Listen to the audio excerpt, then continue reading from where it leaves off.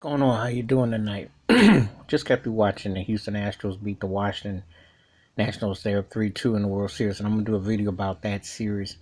But the headlines was, of course, when they introduced Trump. Much props to the Washington National fans. They go, "Boo!" I was like, how embarrassing can it be for you to brag about taking out an ISIS lead on the very day you show up and you get booed loud?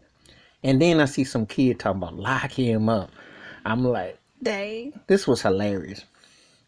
This was hilarious. Yeah, you want to be a trick or treat? It was hilarious, because actually what the Astros are doing, being up 3-2, is some secondary. You don't see somebody that's supposedly live the free world getting booed loudly that bad. Obama went to go to the Raptors game 2 in the finals, and he got much cheers. You don't see that. People usually have dignity and stuff.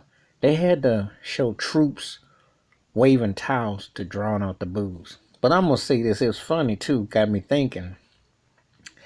Those cheers, those jeers of boos for Trump were louder than his inauguration. Because you heard nothing at his inauguration. Ain't that something? Them boo. I'm like, dang, this turkey just don't get it.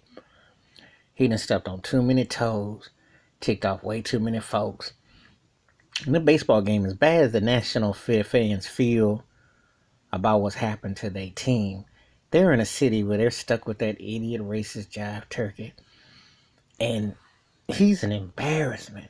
And they let it be known to not only in D.C., but to the entire country and the world at large. This is what we think of this buster. Boo! He got it coming to him. That was a nice, warm, unedited, unfiltered, real news tape.